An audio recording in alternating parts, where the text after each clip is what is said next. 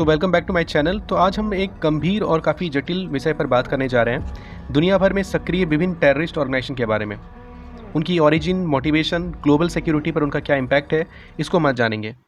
तो basically terrorism एक global threat है जिसमें विभिन्न ग्रुप्स होते हैं, रीजन वाइज होते हैं, कुछ इरेस्पेक्टिव ऑफ रीजन होते हैं, कुछ आइडियोलॉजीज़ पे बेस्ड होते हैं, लेकिन उनके जो एक्शन हैं वो काफ़ी डिवास्टेटिंग होते हैं। तो इस वीडियो में हम कुछ जानेंगे कुछ सबसे कुख्यात टेररिस्ट ऑर्गेनाइजेशन के बारे में। दोस्तों, सबसे पहले हम देखते हैं अलकायदा का ओरिजिन। तो लेट 1980s में सोवियत अफगान वॉर के दौरान ओसामा बिन लादेन और अब्दुल्ला अजाम, इन दोनों ने मिलकर इस ऑर्गेनाइजेशन की फाउंडेशन रखी थी। इनिशियली ये ग्रुप बनाया गया था अफ़गान मुजाहिदीन को सपोर्ट करने के लिए। तो ये अफ़गान मुजाहिदीन क्या है? तो दरअसल 1979 यानी 1979 में सोवियत यूनियन ने अफ़गानिस्तान इन्वेड किया, जिससे अफ़गान में सिविल वॉर स्टार्ट हो गया। अब सोवियत इन्वेजन के खिलाफ डिफरेंट अफ़गान ग्रुप ने मिलकर रेजिस्टेंस स्टार्ट किया।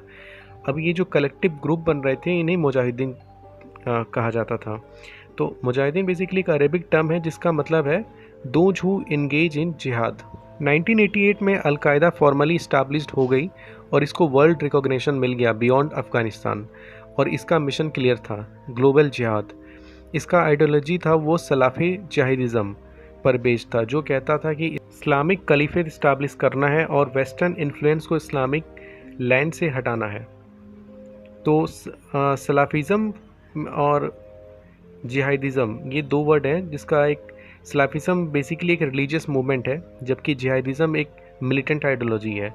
तो इसका मेन सलाफिज़म का मेन फोकस जो था वो ओरिजिनल टीचिंग ऑफ इस्लाम पे था, उसको फॉलो करना, और कोई भी मॉडर्न इनोवेशंस है उसको रिजेक्ट करना। इसी को वायलेंट तरीके से यानी जिहादी तरीके से, जिसे वो हॉली वॉर कहते थे, तो फाइनली ये टर्म आता है सलाफी जिहादिज़म। अब बात करते हैं इसके ऑर्गेनाइजेशनल स्ट्रक्चर की। तो अल कायदा एक डिसेंट्रलाइज्ड नेटवर्क है जिसमें कोर लीडरशिप है और रीजनल्स एफिलेट होते हैं। तो ओसामा बिन लादेन के बाद अयमान अल जवाहिरी ने लीडरशिप संभाली। तो बिन लादेन ने आइडियोलॉजिकल डायरेक्शन और फाइनेंशियल सपोर्ट प्रोवाइड किया। जवाहिरी जो एक इजिप्शियन फिजिशियन थे, वो बिन लादेन के डेप्यूटी थे, और अब अल कायदा के करंट लीडर वही हैं, जवाहिरी। तो चलिए अब बात करते हैं अल कायदा के कुछ मेजर ऑपरेशंस की। तो 1993 का वर्ल्ड ट्रेड सेंटर बॉम्बिंग अल कायदा कोऑपरेटिव्स का काम था। 1998 में यूएस एम्बेसीज इन केनिया और तंजानिया पे कोऑर्डिनेटेड अटैक्स किया गया, जिसमें 200 से ज़्यादा लोग मारे गए और हज़ारों घायल हो गए। सबसे इनफेमस अटैक जो था वो 9/11 का था, जिसमें हाईजैक्ड प्लेन्स ने वर्ल्ड ट्रेड सेंटर और पेंटागन को टारगेट किया। इस अटैक ने नियरली 3000 लोगों की जान ली और पूरी दुनिया को हिलाकर रख दिया। इस अटैक के बाद यूएस ने वॉर ऑन टेरर लॉन्च किया, जिसके बाद अल कायदा का लीडरशिप को टारगेट किया उन्होंने और उन्हें कमज़ोर बनाया। अल कायदा ने अपने ऑपरेशंस को डाइवर्सिफाई करने के लिए फ्रेंचाइज मॉडल अडॉप्ट किया। इससे अल कायदा के रीजनल एफिलेट्स बने, जैसे AQAP, AQIM और अल शबाब। AQAP जो यमन और सऊदी अरेबिया में मेन एक्टिव है, इसको one of the most dangerous Al Qaeda affiliates माना जाता है। AQIM नॉर्थ अमेरिका और साहिल रीजन में ऑपरेट करता है, और अल शबाब सोमालिया और नेबरिंग कंट्रीज़ में एक्टिव है। 2011 में ओसामा बिन लादेन की डेथ के बाद अयमान अल जवाहिरी ने लीडरशिप संभाली, लेकिन 2013-14 में ISIS का एमरजेंस अल कायदा के लिए एक बड़ी चैलेंज बन गया।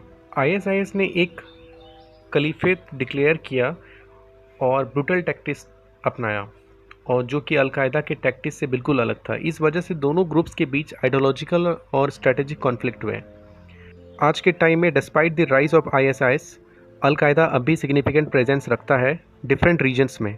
अब हम जानते हैं ISIS के बारे में।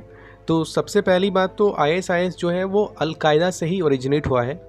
2004 में अल कायदा इन ईरान AQI बनाया गया था बाय अबू मुसाब अल जारकावी, इसके लीडरशिप में। तो ये ग्रुप इनिशियली अल कायदा के साथ एफिलिएटेड था। 2006 में जारकावी की डेथ के बाद AQI ने अपना नाम चेंज करके इस्लामिक स्टेट ऑफ इराक यानी ISI रख लिया। ये ग्रुप अल कायदा का ही एक पार्ट रहा, लेकिन स्ट्रैटेजिक और आइडियोलॉजिकल वाइज काफ़ी डिफरेंसेस आ गए, तो टेंशन बढ़ने लगा।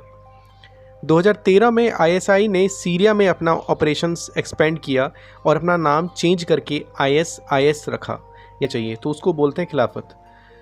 और मोस्ट ऑफ दी जो आईएसआईएस हैं या फिर मोस्ट ऑफ दी जो टेररिस्ट ग्रुप हैं उनका एक ही मोटो है कि खिलाफत होना चाहिए।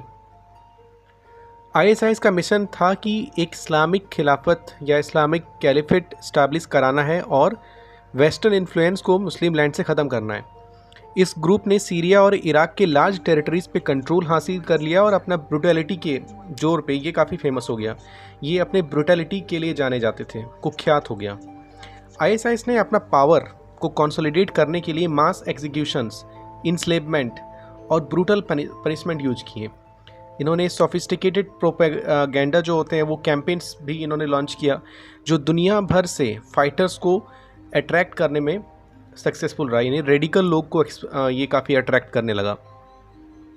आईएसआईएस की जो रैपिड एक्सपेंशन और ब्रूटल टैक्टिक्स थी पूरी दुनिया में वो शॉक कर दिया था। 2014-15 के पीरियड में आईएसआईएस ने अपना कंट्रोल को सीरिया और इराक के लार्ज पार्ट्स तक एक्सपेंड कर लिया। इंटरनेशनल कम्युनिटी ने इस थ्रेट को टैकल करने के लिए एक कोलिशन फॉर्म किया। 2014 से शुरू हुआ एयर स्ट्राइक्स और मिलिट्री ऑपरेशंस इन आईएसआईएस के टेरिटोरियल कंट्रोल को वीकेन करने के लिए। 2017 तक आईएसआईएस ने अपने मेजर स्ट्रॉन्ग होल्ड्स लूज़ कर दिए इंक्लूडिंग मोसूल एंड राका। लेकिन डिस्पाइट लूजिंग टेरिटरी आईएसआईएस ने अपने इन्फ्लुएंस मेंटेन किया और गुरिल्ला टैक्टिक्स अपनाया। आज के टाइम में आईएसआईएस अब भी एक सिग्निफिकेंट थ्रेट बना हुआ है, specially through it's regional affiliate जैसे आईएसआईएस खोरासन, आईएसआईएस के जिसको बोलते हैं, इन अफ़गानिस्तान, और आईएसआईएस वेस्ट अफ्रीका प्रोविंस यानी आईएसआईएस WAP। तो आईएसआईएस के ग्लोबल रीच और कैपेबिलिटी को इंस्पायर लोन वुल्फ अटैक्स भी दुनिया भर में सिक्योरिटी कंसर्न्स का मेजर रीज़न बना हुआ है। ये ग्रुप अपनी आइडियोलॉजी और प्रोपेगेंडा के थ्रू नए रिक्रूट्स को अट्रैक्ट करते रहता है।